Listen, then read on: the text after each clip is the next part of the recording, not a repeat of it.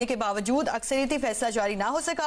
तफसीली फैसले में ताखीर के बाद हम मुख्तसर हुक्मनामे पर भी अपनी फाइंडिंग दे रहे हैं। सीनियर सहाफ़ी तजियाकार मुनीब फारूक ने हमें टेलीफोन लाइन पर ज्वाइन किया है। मुनीब, बहुत शुक्रिया आपका। आज जो फैसला आया है, आपकी नज़र में अहम नुक्ता, अहम निकात क्या हैं इस फैसले के? बहुत शुक्रिया वजी साहब। देखिए, इस फैसले के अंदर बाय एंड लार्ज तो ये एक्सपैंड किया गया है वही कुछ जो 12 जुलाई 2024 को सुप्रीम कोर्ट की जानिब से लिखा गया था। अब दिलचस्प बात यह है कि इसके अंदर पार्टिंग नोट में आखिरी 2 पैराग्राफ्स के अंदर जनाब जस्टिस मंसूर अली शाह साहब ने चंद बातें उन 2 मौजूद जज साहिबान के हवाले से लिखी जिन्होंने इख्तिलाफी नोट पेश किया, और समहाउ उन्होंने ये लिख दिया कि उनका जो डिमेनर था और जो राइटिंग थी वो that was unbecoming of a जज of the Supreme Court. Fine, वो उनकी एक अपनी एक ऑब्जर्वेशन थी। लेकिन मसला ये है कि पहले भी 12 जुलाई के फैसले के बाद कानूनी तौर पर पोजीशन बिल्कुल वाज़ेह थी। देखिए, आईनी तौर पर पाकिस्तान के अंदर सुप्रीम कोर्ट का फैसला हरफे आखिर है, उस पर पाबंदी करना, उसका इतलाक होना तमाम इदारों के ऊपर लाजिम है। हर इदारे के ऊपर उसकी अमल दरामद होना लाजिम है। लेकिन इशू ये है कि जब फैसला ये किया जाए कि नहीं, इस पर अमल दरामद इसलिए नहीं होगा क्योंकि बसद एहतराम एक मौक़िफ़ है जो कि मैं आपके सामने पेश कर देता हूं, और वो ये कि सुप्रीम कोर्ट के अंदर जो मेजॉरिटी ऑफ जजेस हैं वो बहुत ज्यादा टिल्टेड हैं एक सियासी जमात यानी तहरीक इंसाफ की जानिब, और वो अपनी जुरिस्डिक्शन से बाहर जाकर फैसले दे रहे हैं और फैसिलिटेट कर रहे हैं एक सियासी जमात को। अब ये मौक़िफ़ पाकिस्तान की हुकूमत का है, पाकिस्तान के रियासती इदारों का है।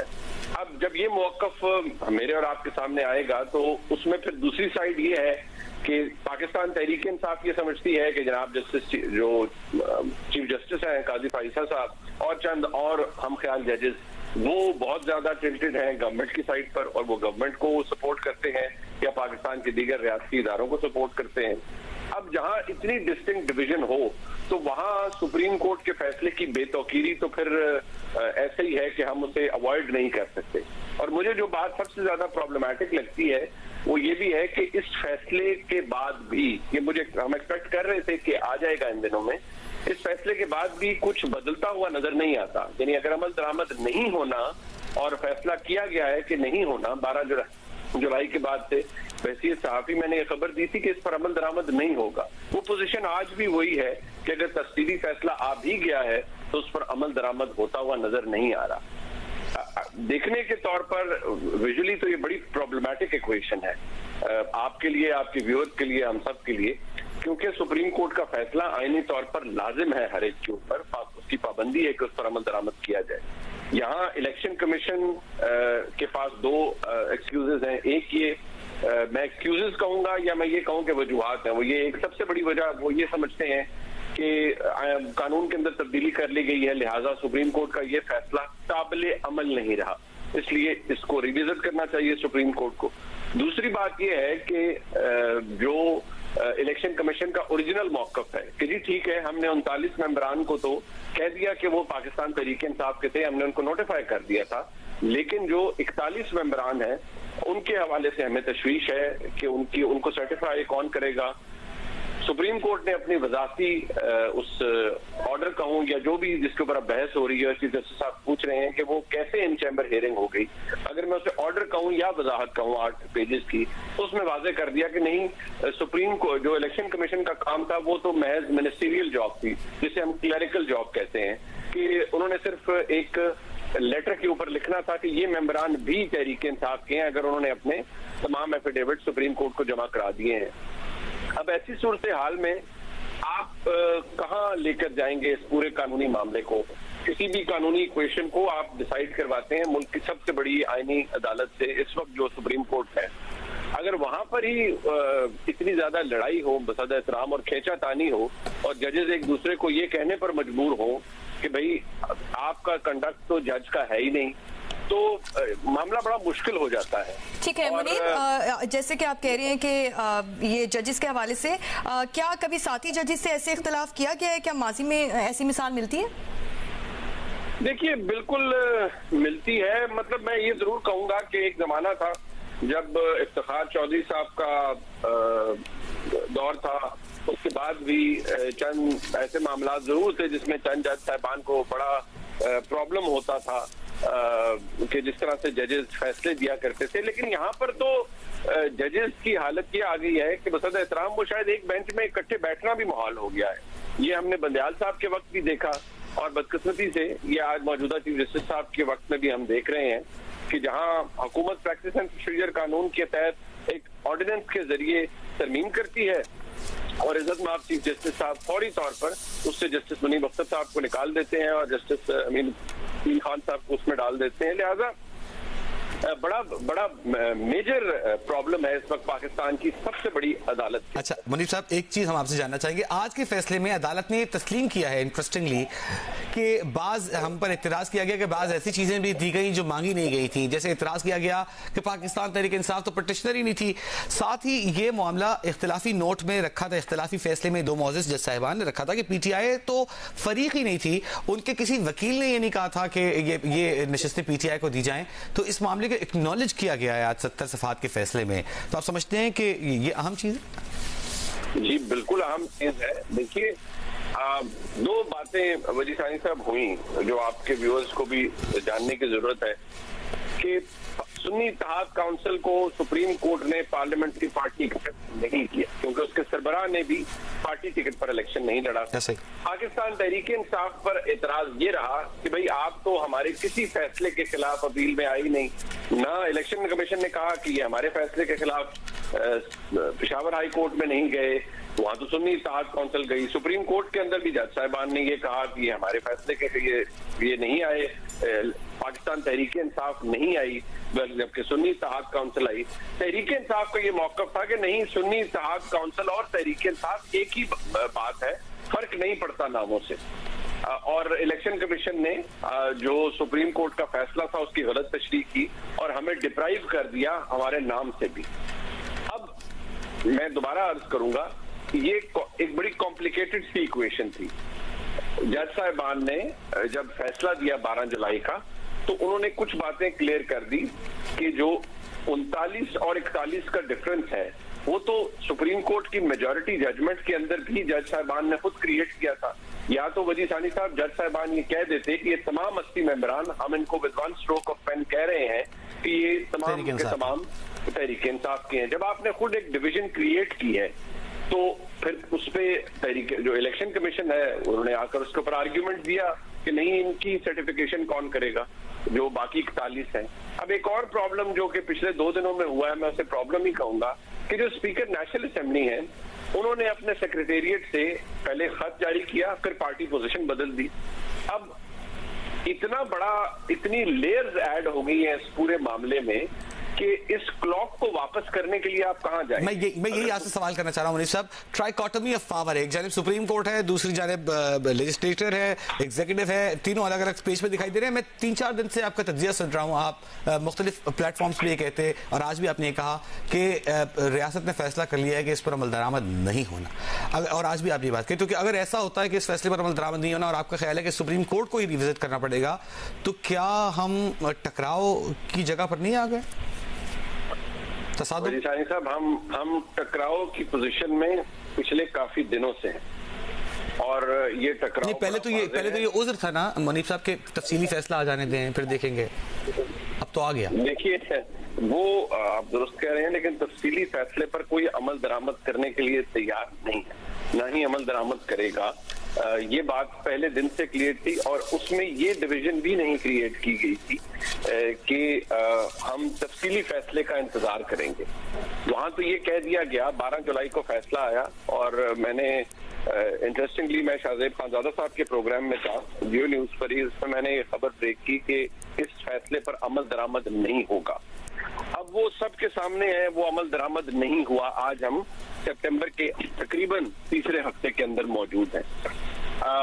ये किसी ने नहीं कहा था कि तफसीली फैसला आएगा तो शायद मौक़िफ़ बदल जाए। फिलहाल तो ऐसा कुछ होता हुआ नजर नहीं आ रहा। जब ऐसा एक तासुर मौजूद है वजी सानी साहब, तो ये आपके व्यूअर्स को, मुझे, हम सबको तशवीश में मुब्तला कर देता है कि इसकी नेक्स्ट स्टेज क्या है। मैंने पहले भी पोजीशन वाज़े की बहसियत एक कानून के तालिब इल्म के कि आईनी तौर पर, कानूनी तौर पर सुप्रीम कोर्ट का फैसला, चाहे मुझे या आपको अच्छा लगे या बुरा लगे या उसमें कितना ही कानूनी सुकम हो, वो फैसला उसके अंदर एक बाइंडिंग इम्पैक्ट होता है, उसका बाइंडिंग इफेक्ट होता है। वो पाकिस्तान के तमाम तर इदारों पर उसकी अमल दरामद होना करवाना लाजिम है। लेकिन जहां बड़े, अब मैं थोड़ी सी यहाँ पर ऐसे अल्फाज इस्तेमाल करूंगा जो कि थोड़े से मोहतात तौर पे हमें करने चाहिए, जहाँ तासुर आम हो जाए कि नहीं ये जज साहिबान का फैसला तो सियासत की गर्द से अटा पड़ा है, लिहाजा इसको तो with a pinch of salt लिया जाएगा, इसके ऊपर ऐसे अमल दरामद नहीं किया जाएगा। तो फिर आप क्या कर सकते हैं? फिर हम इसके ऊपर तशवीश का इजहार कर सकते हैं। और मैं आज भी आपके सामने बहुत एहतराम के साथ यही अर्ज करूंगा कि मुझे आज के बाद भी इस फैसले पर अमल दरामद होता हुआ नजर नहीं आ रहा। ठीक है, आपको आज भी इस फैसले पर अमल दरामद होता नजर नहीं आ रहा। मुनीब साहब, हम ये भी जानना चाहेंगे कि सुप्रीम कोर्ट अपने फैसले पर अमल दरामद के लिए क्या इकदाम कर सकती है? देखिए, सुप्रीम कोर्ट एक जमाना था जब इफ्तिखार चौधरी साहब ने एनआरओ की जजमेंट दी थी, उसके बाद उन्होंने एनआरओ इम्प्लीमेंटेशन बेंच बना दिया था, खिलजी आरिफ हुसैन साहब का और जवाद ख्वाजा साहब का, जिसके नतीजे में बेसिकली ये होता था कि वो हर हफ्ते तकरीबन पूछते थे कि हमारे फैसलों के ऊपर अमल दरामद की क्या स्टेज है और कहाँ तक पहुंचा। वो फैसला उसकी बड़ी आम नौयत थी, लेकिन उसमें एक फर्क था। यहाँ इलेक्शन कमीशन है। अब इलेक्शन कमीशन कोई एक फर्द नहीं है, वो एक आईनी इदारा है, वो एक कॉन्स्टिट्यूशनल बॉडी है। अगर आप आइन का मुताला करें तो उसकी जो चीफ है, चीफ इलेक्शन कमिश्नर, उनकी तो जो पोजीशन है वो भी आईनी है और उनकी रिमूवल का तरीका भी वही है जो एक सुप्रीम कोर्ट या हाई कोर्ट के जज का है। अब टेक्निकली स्पीकिंग, आप अगर सुप्रीम कोर्ट के फैसले पर अमल दरामद नहीं होता तो एक इक्वेशन है जो बड़ी वाज़ेह है, वो ये है कि 4 मेंबर्स हैं और एक चीफ इलेक्शन कमिश्नर। क्या सुप्रीम कोर्ट ऑफ पाकिस्तान का ये ऑनरेबल बेंच उनके खिलाफ कंटेम्प्ट की प्रोसीडिंग करेगा? अगर करेगा तो उसका नतीजा क्या होगा? ये एक ऐसी अनचार्टर्ड टेरिटरी है जिसके अंदर आज तक सुप्रीम कोर्ट नहीं गई कि इलेक्शन कमीशन के खिलाफ, उसके मेंबर्स के खिलाफ, चीफ इलेक्शन कमिश्नर के खिलाफ कोई बाकायदा तौर पर कंटेम्प्ट प्रोसीडिंग स्टार्ट कर दी जाए। देखिए, इस पूरे मामले में हुकूमत तो कहीं रिफ्लेक्ट नहीं कर रही। 2 ऑफिसेज हैं, एक चीफ इलेक्शन कमिश्नर का और एक स्पीकर नेशनल असेंबली का। अब देखना यह है कि क्या स्पीकर नेशनल असेंबली को पार्टी पोजीशन चेंज करने पर, अपने सेक्रेटेरिएट से एक लेटर इशू कराने पर कंटेम्प्ट में धरा जाएगा? The answer is no. मुझे नहीं नजर आता कि ऐसा हो। तो उन्हें आईनी इस्तिस्ना भी हासिल है अपनी जॉब, ऐसे ही चले मैं अगर उस बहस में हम वजी साहब ना भी जाएं तो हम इसको अगर बिल्कुल प्लेनली रखें, क्या ऐसा हो सकता है? The answer is no. So ऐसी सूरत हाल में फिर 2 चीजें सामने रह जाती हैं कि क्या इलेक्शन कमीशन के खिलाफ ये प्रोसीडिंग होगी? यानी अगेन मुझे नहीं लगता कि वो इतना आसान होगा, और अगर हो भी गई तो पता नहीं क्यों मुझे लगता है कि जिस एग्रेशन और जिस एक नई सूरत हाल के अंदर हम हैं इस वक्त 2024 के सितंबर के महीने में, तो मुझे लगता है कि अब तो शायद कुछ भी हो जाए तो बहुत सी चीजों के ऊपर अमल दरामद नहीं होगा। ठीक है, बहुत सी चीजों पर अमल दरामद। हमारे नाज़रीन को ये भी बताइए कि स्पीकर पंजाब असम्बली और सिंध असम्बली के साथ स्पीकर केपी असम्बली ने भी खत लिखा है, इसका क्या असर होगा? देखिए, स्पीकर केपी असेंबली ने जो खत लिखा है वो उन्होंने अपनी बहनस्त में बहसीयत स्पीकर असेंबली लिखा है और उन्होंने भी उसी बात को हाईलाइट किया है कि सुप्रीम कोर्ट के फैसले के बाद जो इलेक्शन कमीशन की जॉब है वो मिनिस्टीरियल जॉब है, क्लरिकल जॉब है। उन्हें महज नोटिफिकेशंस करने हैं उन मेंबरान के जो पाकिस्तान तहरीक इंसाफ बैक्ड थे, ताकि वो नोटिफिकेशन हो और उस नोटिफिकेशन की बुनियाद पर जब जनरल नशिस्तें एक जमात की उनका नोटिफिकेशन और जो प्रोसेस है वो कंप्लीट हो, लिहाजा उसी बेसिस पर फिर उन्हें बाकायदा तौर पर जो माइनॉरिटीज की सीट यानी जो रिजर्व सीट्स हैं वो मिल सके और खवातीन की मखसूस नशिस्तें मिल सके। यही मौक़िफ़ पाकिस्तान तहरीक इंसाफ का कौमी असेंबली और पंजाब असेंबली के अंदर भी है, लेकिन मसला ये है वहां पर स्पीकर ने डिफरेंट पोजीशन अडॉप्ट की है।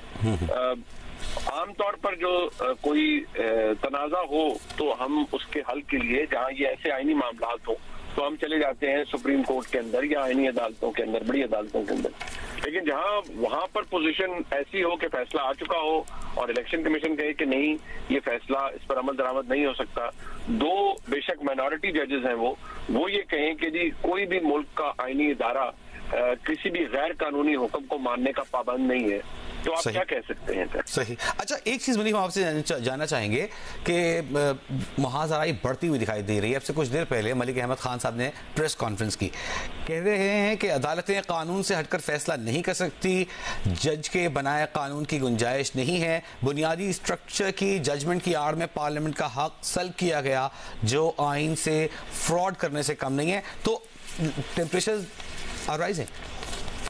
जी बिल्कुल, 100%, बल्कि 200% टेम्परेचर राइज कर रहे हैं। और मुझे तो ये काफी दिनों से नजर आ रहा था, इसीलिए मुझे लगा भी कि ये शायद हम उस फेज के अंदर अब दाखिल हो गए हैं जहां चीजें इरिवर्सिबल हो चुकी हैं और कोई क्विक फिक्स नहीं है निजाम के अंदर मामलात को देखने का। तो अब ऐसा ही है और मुझे लगता है कि ऐसा ही चलेगा। शायद ये एक नया एरा है जिसके अंदर हम दाखिल हो चुके हैं और कुछ लोगों को तशवीश होगी, कुछ लोगों को हैरानी होगी, लेकिन शायद बहुत से काम जो जिनके बारे में सोचा गया है कि उनको करवाया जाना है, शायद फिर उनको सख्ती से करवाया भी जाएगा, और जो काम नहीं करने ऐसा सोचा गया है उन पर फिर अमल दरामद नहीं होगा। अच्छा, ये चेस मूव्स लग रही हैं। हुकूमत आइन साजी तरामीम की जानिब जाती है, उसमें उसे नाकामी मिलती है, दूसरी जानिब वजाहत का अचानक एक फैसला आ जाता है, उसके जवाब में चीफ जस्टिस रजिस्ट्रार से सवाल करते हैं कि ये मामला आया कैसे, जब फिक्स ही नहीं हुआ तो ये वजाहत जारी कैसे हुई। सुप्रीम कोर्ट के ऑफिस में ये वजाहत जमा नहीं हुई और वेबसाइट पर अपलोड हो गई और आज ये तफसीली फैसला आ जाता है। आपको लगता है ये मूव, काउंटर मूव वाला सिलसिला जारी है? जी हाँ, जो चीफ जस्टिस साहब ने 9 सवालात उठाए हैं, मतलब अगर कानूनी तौर पर देखें तो वो कोई गलत सवालात नहीं है, वो कोई गलत सवालात नहीं है, वो दुरुस्त सवालात हैं। लेकिन सिर्फ इशू यहाँ पर ये है कि where does this lead us, ये हमें लेके कहाँ जाता है मामला। सुप्रीम कोर्ट के चीफ जस्टिस पूछ रहे हैं कि भाई ये कैसे समाप्त हो गई चैम्बर के अंदर, ये वेबसाइट के ऊपर कैसे आ गया, नोटिस जारी हुए थे, नहीं जारी हुए थे, these are all perfectly valid questions. लेकिन जो जिस तरह से मामला आगे बढ़ रहा है, अब बहुत सी चीजें आप फिर नहीं भी कह पाते, तो ये मैं यही कहूंगा कि ये आप कुछ ना कहते हुए जो कह रहे हैं ना मुनीफ साहब, ये सबसे कमाल है। जी बहुत शुक्रिया। मुनीफ फारूक साहब हमारे साथ मौजूद थे। मुनीफ साहब ने हमें तफसीली आज जो तफसीली फैसला आया है उस पर अपनी तबसरे का इजहार कर रहे थे। अब देखना यह है कि आगे क्या होता है। तफसीली